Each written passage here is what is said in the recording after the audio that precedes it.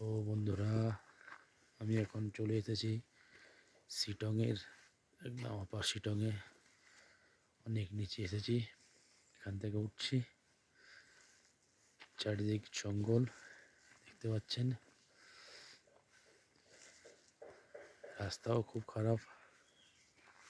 হাঁটছি আমরা, চারিদিক শুধু জঙ্গল আর জঙ্গল। দেখুন এই রাস্তা, খুবই খারাপ রাস্তা। কোনো কাউকেই দেখছি না। কোনো দুটো একটা হোমস্টে আছে, আমরা এসেছি সাইলেন্ট ভ্যালি হোমস্টেতে। আজকে থাকবো, কালকে আমরা রওনা দেবো এখান থেকে। কালকে যাবো আমরা অরেঞ্জ গার্ডেন, কমলা লেবুর বাগান। ওকে।